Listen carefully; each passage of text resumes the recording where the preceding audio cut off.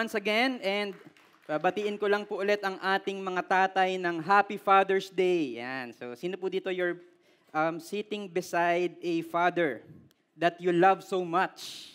Yan. Can you raise your hands? Ayun, di ba? So, thank you mga fathers. Happy Father's Day. Ayan, so paki-post lang yung ating greetings sa ating mga tatay. And we are really so blessed because of your life, because of what you're doing for your family, for the calling of God that God has given to you. So, maraming salamat po ulit mga tatay for doing what you are doing. You are indeed a blessing to all of us. And so as we now move on to our series, so nasa pangatlong week na po tayo, nasa pangatlong topic na po tayo ng ating series, From the Mission Field to the Mission Force. Okay? Sino po dito na simulan niyo yung ating series, From the Mission Field to the Mission Force? And this is our 40th year anniversary series. Okay? Kasi malapit na, kagaya ng sinabi ni Marloyd kanina, last day na ng registration ngayon kasi in 2 weeks' time, we're gonna have our conference. And so we're talking about this series, From the Mission Field to Mission Force, because this is, ito po yung church natin, ito po yung mga core values ng ating church. We talked about honoring God. Last week, we talked about making disciples. So today naman, we're gonna talk about the next generation. Okay, tignan mo nga yung katabi mo kung mukhang next generation. Yan, mukhang next generation. Or ikaw yung next generation, di ba? Ako yun, di ba? So I'm the next generation. And as we talk about the next generation, we're gonna be reading from Psalm 78, verses 5 to 8. So this is a continuation of our topic last week. So can I invite everyone to please stand up? Tayo po tayong lahat. We're gonna be talking about, we're gonna be reading rather about from Psalm 78, verses 5 to 8.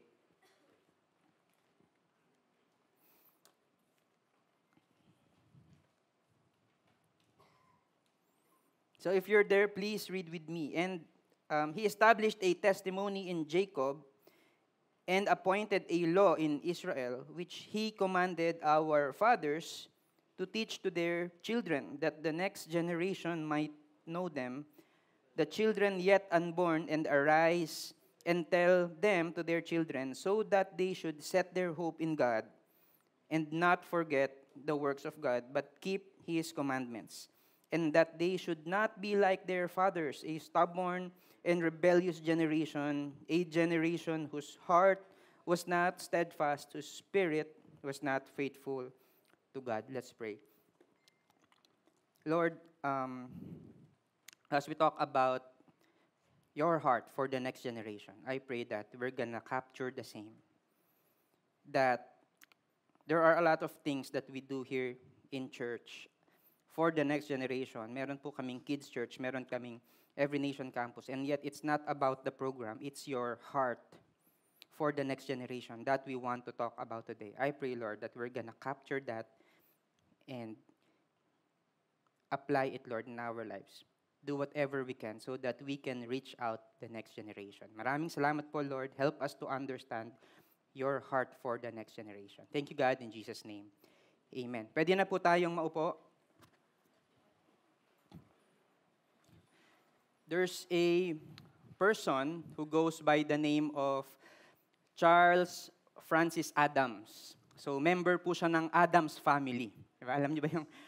Ano to? Real life person. Okay, hindi po ito made up story. Si Charles Francis Adams, one day, he went fishing with his son. Ang pangalan po ng anak niya ay si Brooke Adams. Diba? So, Adams family. And sabi niya, ano po ito, matagal na panahon na. So, uso pa yung diary. Okay? So, sa diary ni Charles Francis Adams, this is what he wrote. Sabi niya, went fishing with my son today, a day wasted. ay grabe naman, parang feeling niya nung he went fishing with his son, it's a day wasted. And so yun pong anak niya, meron din siyang entry dun sa sarili niyang diary. Ang pangalan po ng anak niya ay si Brooke Adams. Went fishing with my father, the most wonderful day of my life. Si Charles Francis Adams is actually the son of John Quincy Adams, the 6th President of the United States. He is also the grandson of John Adams, the 2nd President of the United States. So galing po siya sa ganung pamilya, si Charles Francis Adams. Parang presidente yung tatay niya, presidente ng Amerika yung lolo niya. And so probably, growing up, probably that's his perspective, that's his mindset. Parang it's all about power and politics and work and all of these things. And so, pagdating po dun sa spending time with his son, parang it's a day wasted. That's his mindset. Meanwhile, si Brooke Adams naman, it's the most wonderful day of his life. And so, ang question po sa atin ngayon, today we're gonna be talking about the next generation. We're gonna be talking about how we value the next generation. Ang question ko po sa atin ngayon is that, how much do you value the next generation? Gaano ba ka-importante sa'yo yung next generation? Okay? Ano yung value nito? Kasi there are a lot of things that we value. We value time, di ba? We value excellence. We value our careers. We value our image and reputation. Pero ang question ko, how much do you value the next generation? What do you think about them? Are you like Charles Adams, na ang tingin lang dun sa next generation, parang probably obligasyon lang, responsibilidad lang to help them grow up? Or do you really value the next generation? Importante ba sa atin yung next generation? And this is what we want to talk about right now. Okay? So, meron pong, I think it's 3 weeks ago yata, or 1 month ago, kasi every Monday we play badminton. Okay? So one time, ang kapartner ko while playing was a teenager. Okay? So teenager po siya. And now, ang mindset ko po doon kapag ka naglalaro, di ba parang, ako naman, di naman ako professional, hindi naman ako magaling. I mean, I'm just a regular player. Di sabihin, naglalaro lang ako for hobby. So, pwedeng ang mindset ko is that, hindi, kailangan manalo tayo. Kailangan galingan natin, kailangan manalo tayo. Pwedeng ganun po yung mindset. Pero, alam niyo po yung sinabi sa akin ng Holy Spirit while playing badminton. Badminton po to this is outside any of the ministries or the church. Ang ni-remind sa akin ng Holy Spirit, yung kakampi mo is from the next generation. Therefore, dapat yung mindset mo, it's not just about winning the game. It's about being an influence to the next generation. And so all throughout the game, I was encouraging him. I was parang telling him na, good job, kapag ka talagang maganda yung ginawa niya, maganda yung service, maganda yung tira niya, uy, ang galing nung ginawa mo, good job. Kapag ka ako po yung nagkamali, hindi pumasok yung tira ko or hindi pumasok yung service, ay sorry sorry, galingan na lang ulit natin sa susunod. So, ang question, ano yung goal mo in life? Is it just to win in life, to be successful? Or do you think about the next generation? And I hope na we're gonna have that kind of attitude, that we value the next generation. In our church, meron po tayong mga departments that take care of the next generation. We have kids church. Sino po dito yung meron po kayong anak na 12 years old and below? And if you're that person, meron po kayong anak na 12 years old and below, we have kids church. So nandun po sila sa ating kids church. So 4 to 12 years old. And sa kids church, lagi po nating sinasabi, ito po yung mission statement ng kids church, training the next generation to honor God and make disciples. So here, we always say, sabi ni Kuya Joshua kanina, we honor God and make disciples. Every week, di ba? Naririnig niyo po ba yan? We honor God and make disciples. Pero in Kids Church, it's the same. We train the next generation to honor God and make disciples. Kids Church is not like a kidzuna. Parang, minsan kasi ganun yung mindset natin, yung para walang maingay sa service, para tahimik, para nakakahiya naman kasi kay pastor habang nagpipreach, tumatakbo yung anak ko. Hindi po yun yung purpose ng Kids Church. Ang ginagawa po natin sa Kids Church, we're training them, we're preaching the gospel to them. We are sharing who God is, who Jesus is to them. We are training the next generation to honor God and make disciples. So now, for the 13 years old, mga teenagers and above, hanggang mga 72 years old, hanggang estudyante po sila, we also have every nation campus, di ba? So, and meron po tayong campus hangout every Saturday, di ba? So kapag 4:30 na, campus hangout na. Kids church na. And lagi po nating sinasabi to sa ating, lagi po natin itong sinasabi, yung change the campus, change the world, di ba? So, kaya kung meron po kayong anak or kakilala, mga kamag-anak na 13 years old and above, mga teenagers, mga students, bring them to the campus hangout. Pero ito pong preaching na to, sinabi ko lang yung what we're doing as a church to reach out to the next generation. But this preaching is not about the programs of the church. It's not. Ang reason kung bakit ko po to sinasabi, bakit ko po ini-introduce yung Kids Church and our EN Campus, is not really to promote lang yung ating mga programs dito sa church, but really for us to have that heart to disciple the next generation. And so, ang gusto po nating pag-usapan talaga ngayon is why do we disciple the next generation? Bakit ba natin ginagawa to? Bakit ba tayo nag-i-spend ng time, ng effort, ng energy, ng resources? Bakit ba meron pang sariling grupo yung EN Campus, yung Kids Church, a separate ministry for them? Bakit natin ginagawa ang lahat ng yon? Why do we disciple the next generation? I want to give you 3 things, 3 reasons why we do it. So the first one, it's because the next generation is in the heart of God. Yun pong next generation is in the heart of God. We do discipleship of the next generation because primarily it's in the heart of God. In Psalm 78 verse 4, binasa po natin to last week. Sabi po dito, we will not hide them. Ano yung them? Yun pong mga teachings ni God. We will not hide them from their children, but tell to the coming generation the glorious deeds of the Lord and His might and the wonders that He has done.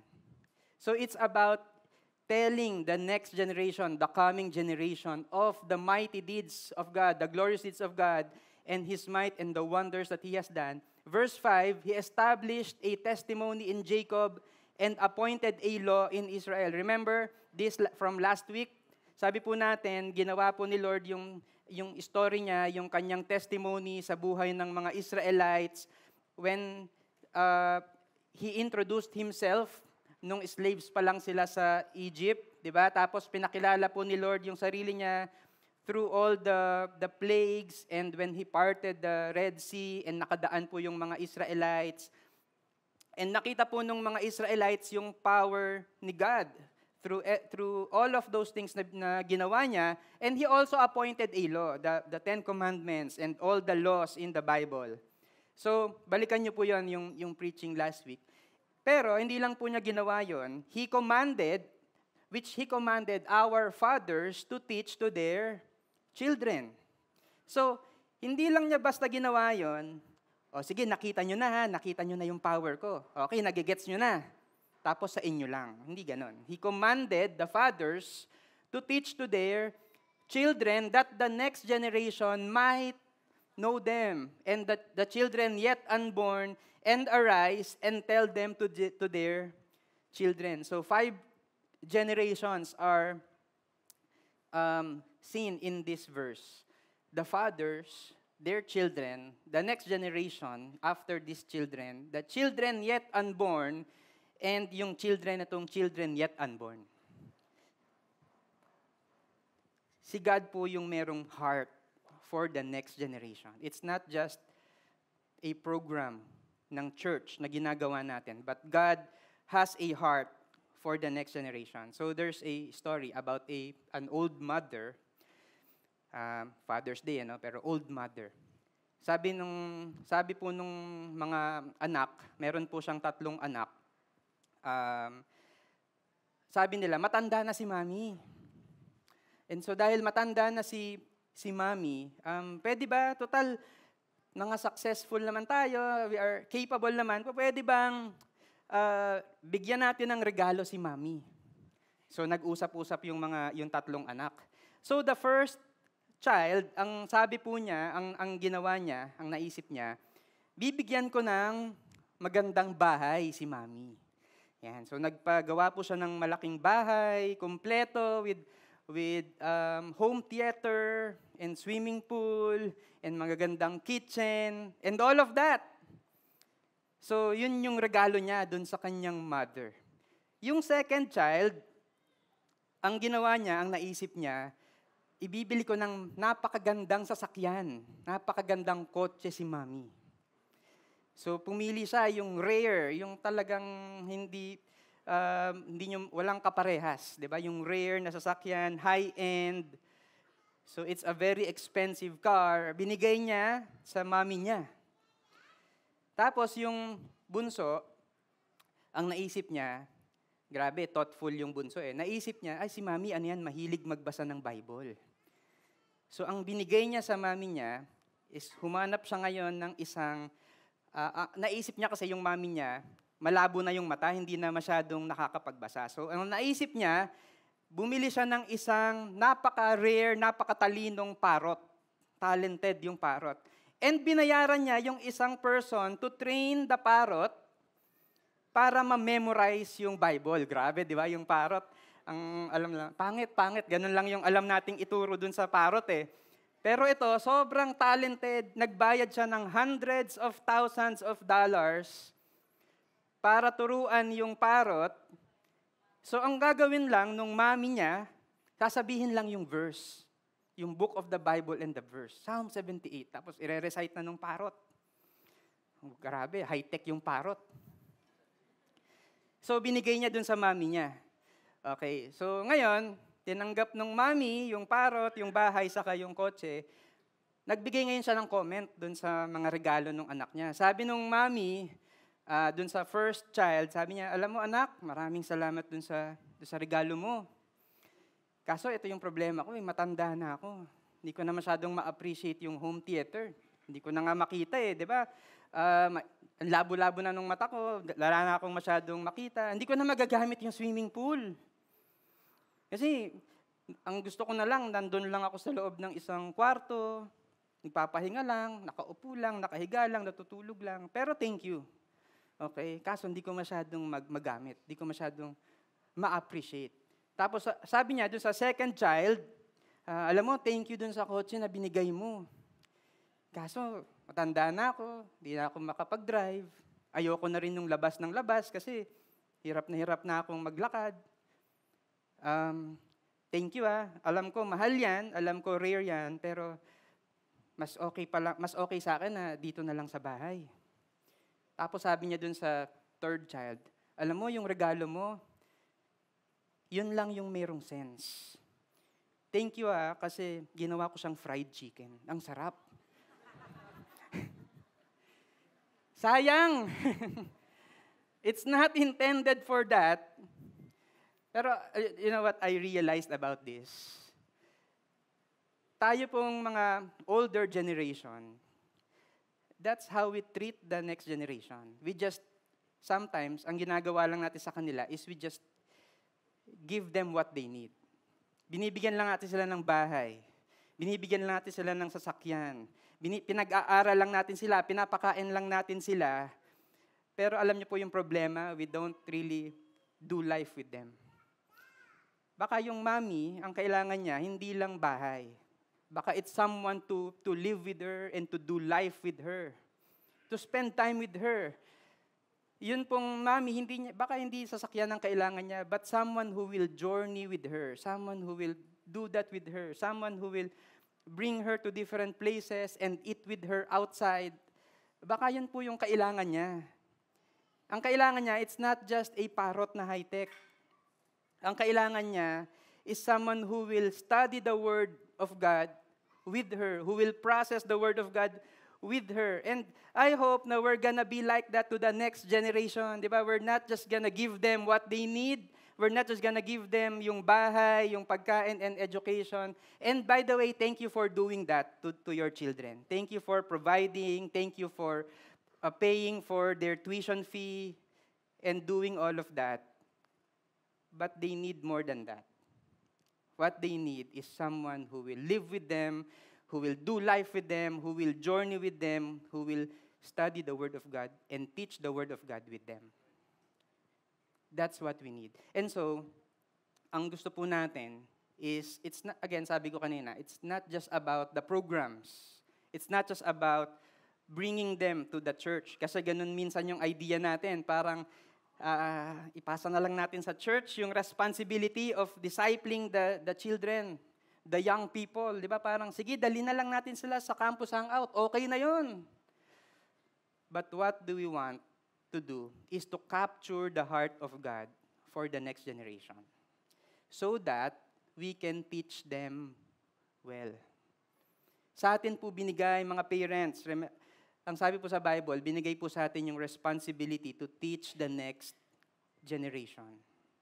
And so I hope na we're gonna capture the heart, kahit na hindi ka parent, okay? Kahit na hindi ka pa parent, single ka pa lang, or wala ka pang anak, I want us to capture the heart for the next generation because kay Lord, napaka-importante ng next generation, and as we capture God's heart for the next generation, we will be able to teach them well. So how do we teach them, di ba? So ito po yun, different ways. Probably, it's about information, di ba? You describe how good God is. Ano yung mga ginawa ni Lord. You tell them the stories na ginawa ni Lord in your life, yung mga nakalagay sa Bible. Tell them the stories. Inform them. Probably, it's about instruction. You're giving them instruction. You're helping them na tinuturuan mo sila na magbigay ng tithes. Di ba? Ano ba yung tithes? It's the 10%.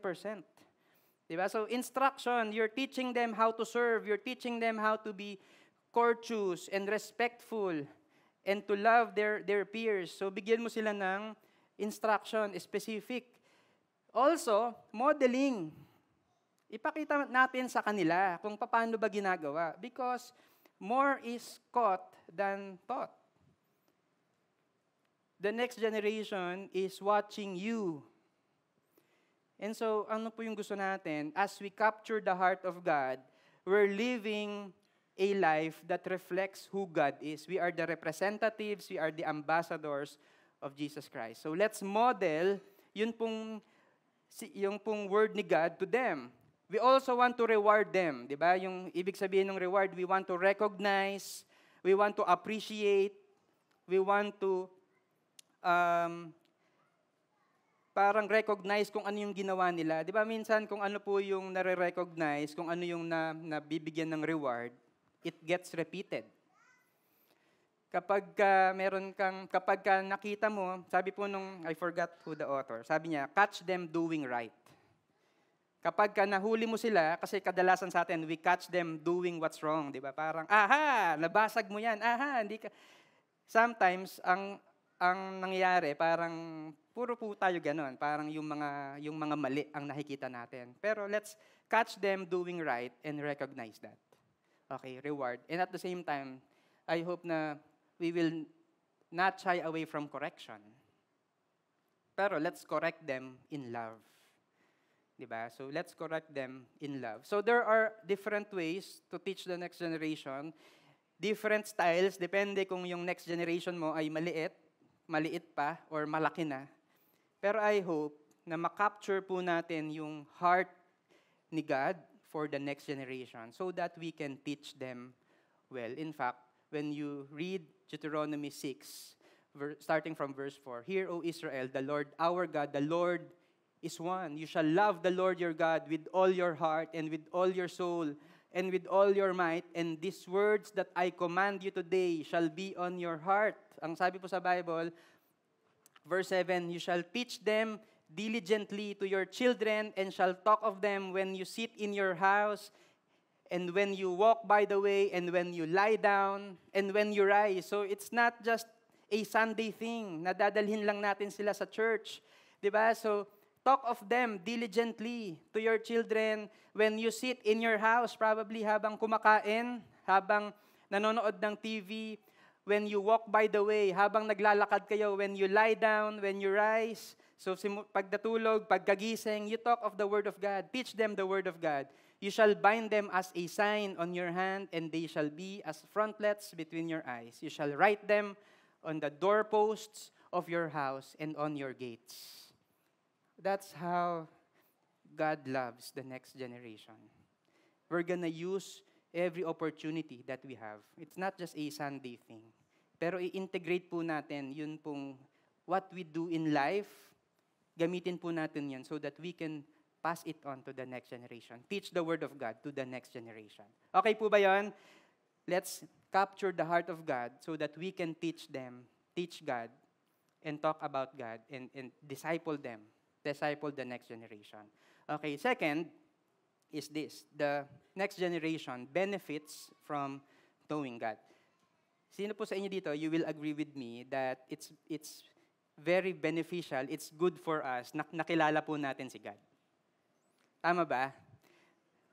Kasi kung hindi natin naiintindihan sa sarili natin na importante yon, na nakakabuti sa atin, nakakilala natin si God, paano natin ipapakilala yung next generation to the Lord? So, ang sabi po sa verse 7, as we continue reading the verse, "So that they should," tatlo pong reasons, "set their hope in God and not forget the works of God, but keep His commandments." And all of these things are beneficial to us and to the next generation.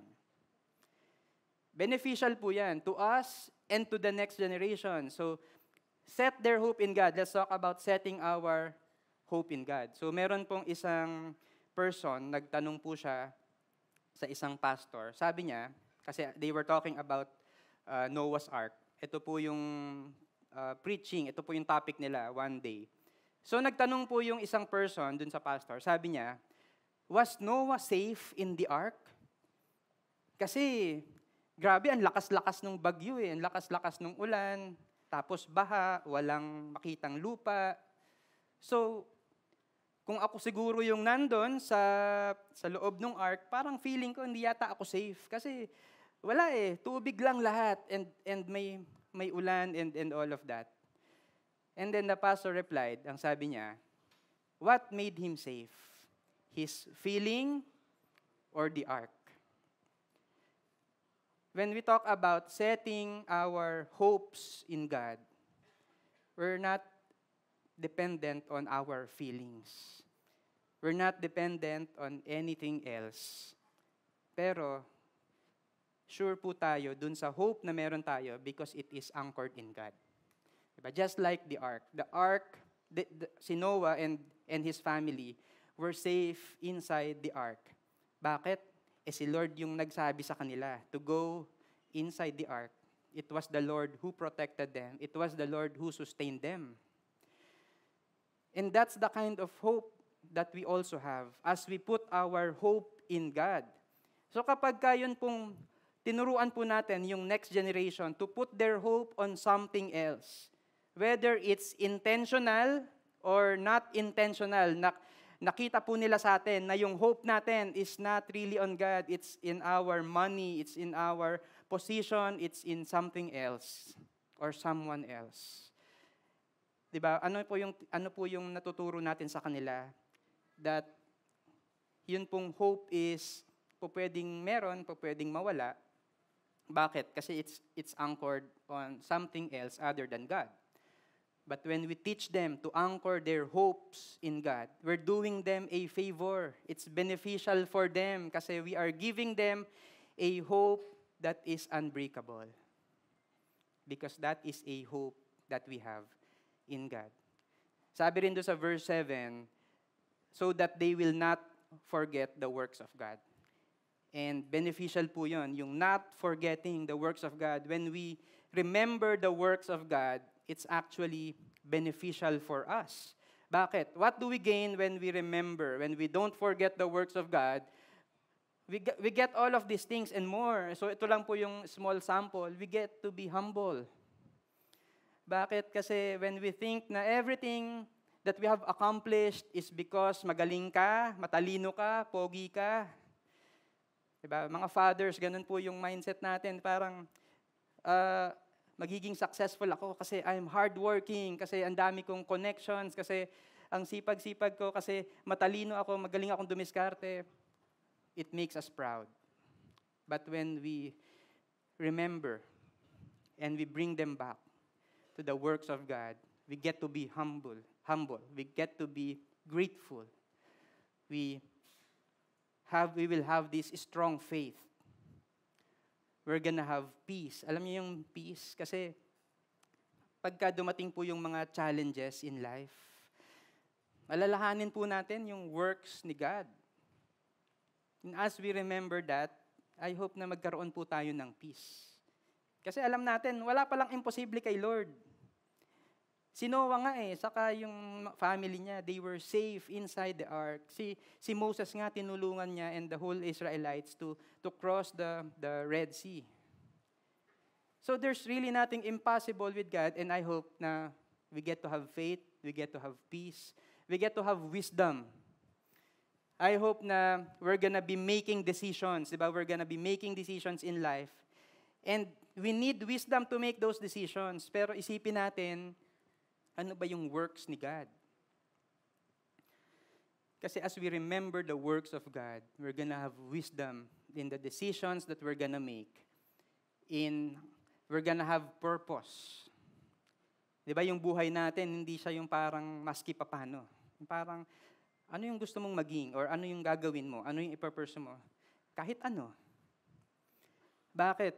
Kasi alalahanin natin yung works ni God, binigyan ka ng purpose ni God. Yung mga nangyari sa Bible, hindi yan random things that happened. Lahat yan ginawa ni Lord for a purpose. Yun pong buhay mo ngayon ay mayroong purpose. Okay? Repentance, di ba? Yung pagka nagiging proud na tayo and we think that it's all about that, we get to repent, we get to be humble, and we also have this reverence and worship unto God. Kasi kapag ka po hindi natin inalala yung works ni God, we're gonna worship something else. We're gonna worship something else. Tignan po natin yung life ng mga Israelites.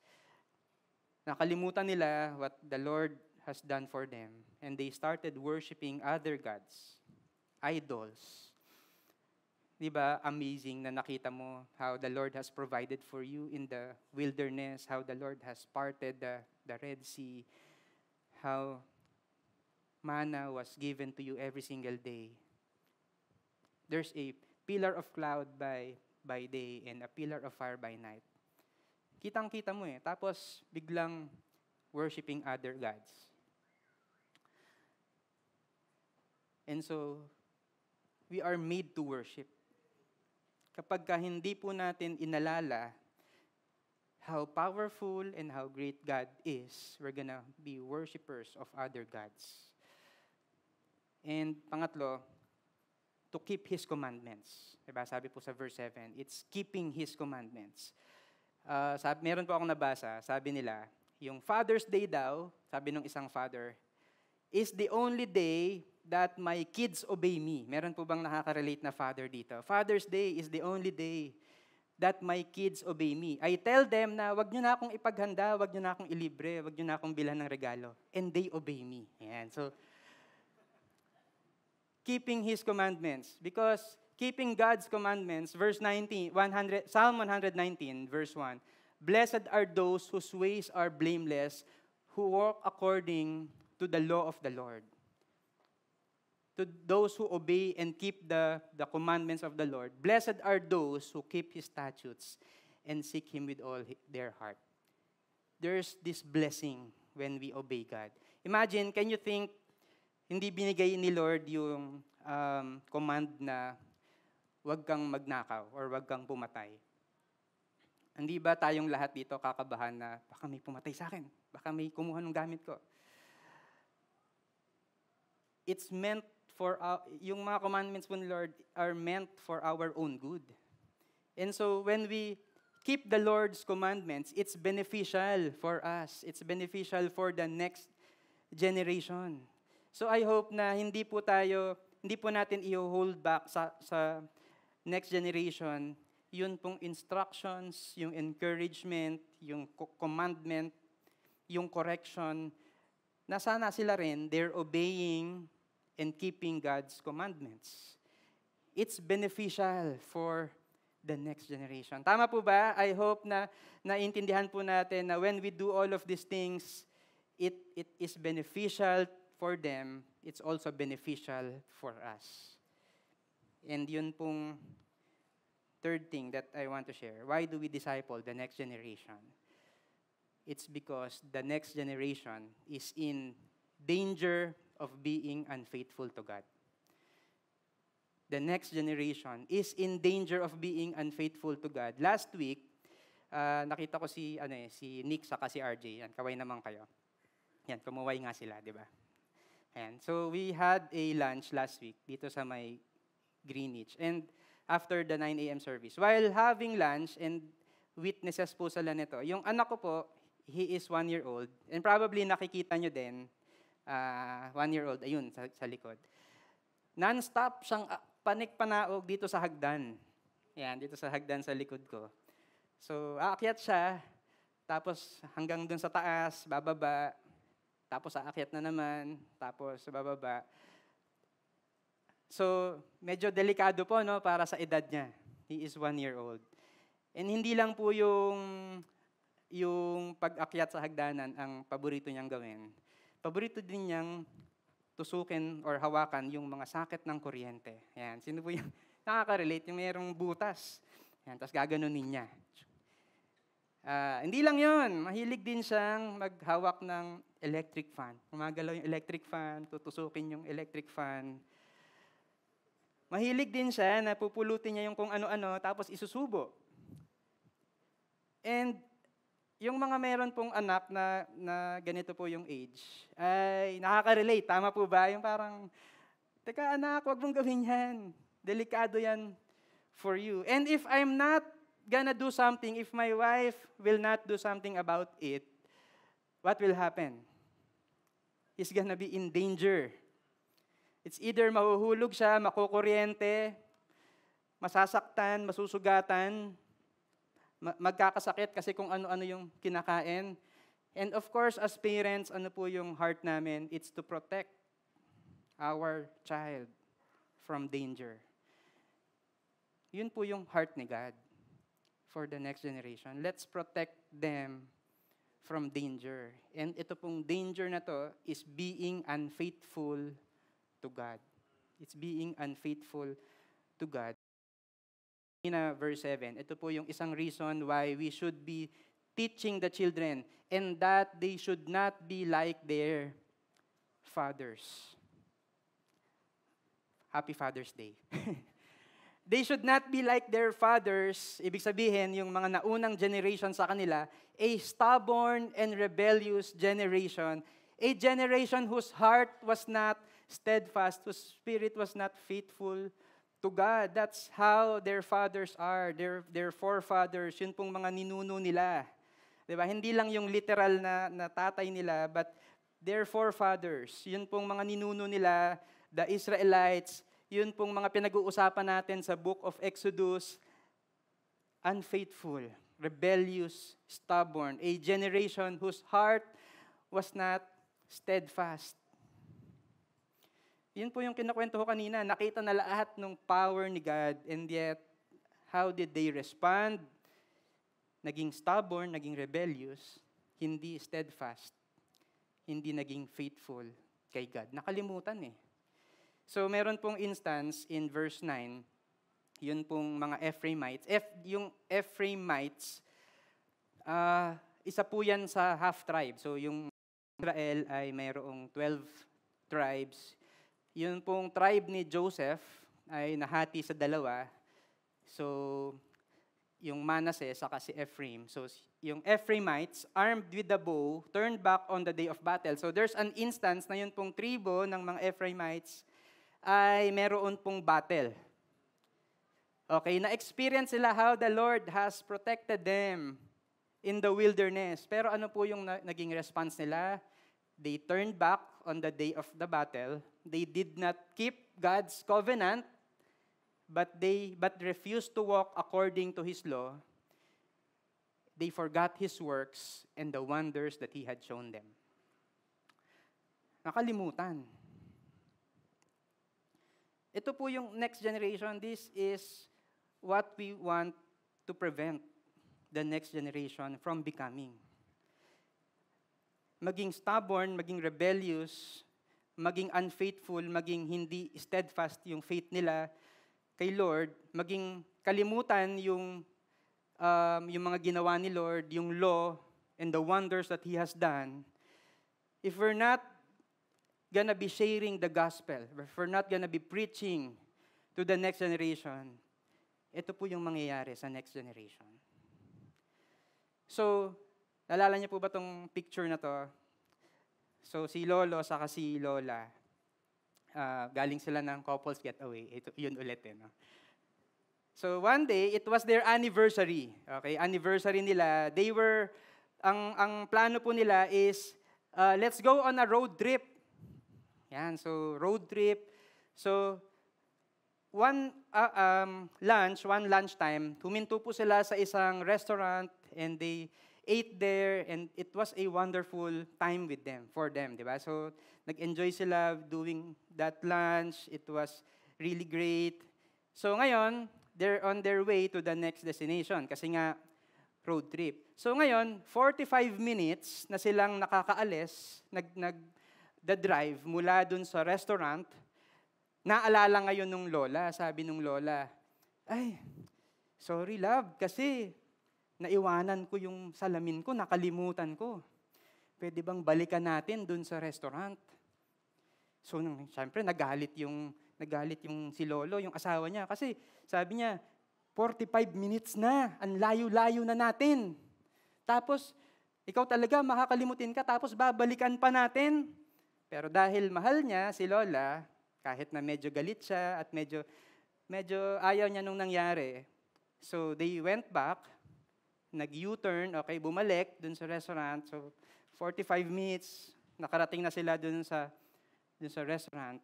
Sabi nung Lola, sandali lang kukunin ko lang yung salamin ko, yung naiwanan ko. Alam niya yung sinabi ng lolo? Pakikuha din yung sombrero ko, naiwan ko din kasi.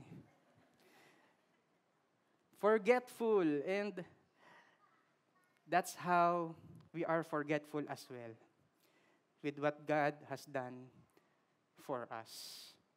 And so, ano po yung gusto natin? We want to preach the gospel to the next generation because we don't want them to be forgetful of what the Lord has done. We don't want them to be unfaithful to the Lord because they're gonna be worshiping God or they're gonna be worshiping somebody else.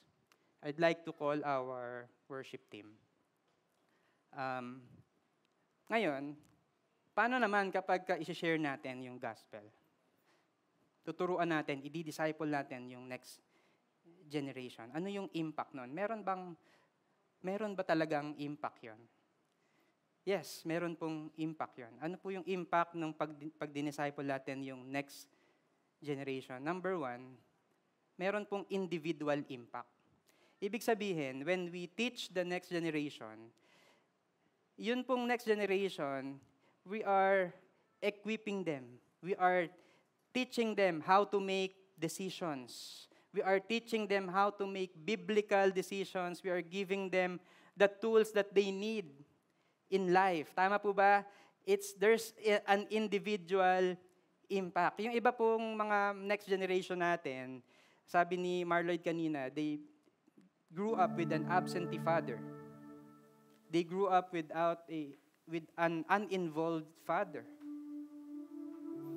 Probably yung pong mga tatay nila, hindi nila binavalue yung kanilang family and the next generation. And so a lot of them, galing po sa broken families, broken homes, walang confidence, mayroong inferiority complex, sometimes dinadaan sa yabang, di ba? Hinatago yung kanilang inferiority. Pero when we disciple the next generation, we are giving them, we are having an impact on their lives. We are lifting them up. Sabi natin sa kanila na, kaya mo yan because the Lord is with you. God is with you. You have a purpose. Feeling ng iba, wala silang purpose in life. It's just to exist. It's just to live by. Hayaan na lang natin na lumipas yung buhay, matapos yung school year. Ito lang yung buhay ko. Pero when we disciple the next generation, we're having this individual impact on them. At the same time, meron din pong societal impact. Impact sa society. Yun pong EN Campus. Lagi po nating sinasabi sa EN Campus na when we change the campus, we change the world. Maybe not immediately, pero yun pong mga engineers, teachers, presidents natin, ng bansa natin at ng buong mundo, nanggaling po yan sa campus. So when we reach the students right now, what are we doing? It's like time travel, di ba? We're traveling to the future and we're discipling the next leaders of our society. And when we do that collectively, ano po yung nangyari? We are able to change the world. Yun pong students, pag dinisciple natin sila, each student represents a family. When we reach a student, we are actually reaching the whole family. And so, wag po nating tignan na yun pong reaching the next generation, it's just a program. Yun pong impact na nagagawa nyo, it's for them, but it's also for the society. It may not solve your present problems, pero what are we doing? We are actually solving the future problems that our society has. Yung next generation natin, yung mga anak natin, yung mga apo natin, we are solving that right now as we disciple the next generation. And of course, pangatlo, we're gonna have the most important, the eternal impact. Because what we teach them will not just be here on earth. It's not temporary. Yun pong tinuturo natin sa kanila, it's gonna cross over to eternity. Sabi po ni David Gunderson, if I do not teach my children the truth, if I fail to pass the story of the scripture along to the next generation, I am not just neglecting something. I am hiding the most precious possession in the universe from my own children and from the next generation. I am severing an omni-generational line that's meant to outlive death. And the only thing that really can outlive death is the salvation, it's the eternity, it's the love of God that God has given us through Jesus Christ. When we teach the next generation, let's not just teach them about the morals or yung mga diskarte natin sa buhay. Ano po? Yes, ituro natin sa kanila yon. Pero most importantly, let's pass on to them who Jesus is. And hindi po natin mapapasa yon sa kanila if we do not know who Jesus is and what Jesus Christ has done for us. So, ang challenge po sa atin, let's get to know who Jesus is. In fact, can I invite all of us to stand up? Sino po dito you want to teach and disciple the next generation? You want to make an impact to the next generation? If you're that person, and you're telling me that parang wala yata akong love for the next generation. Parang I don't see them as valuable and as important. Pero Lord, I want to capture your heart for the next generation. Can you raise your hands? I would like to pray for you. Lord, you see all of the hands that are raised. Lord, ang dami naming gustong gawin in life. Dami naming gustong i-pursue, like our businesses, our careers, our hobbies, and all of these things.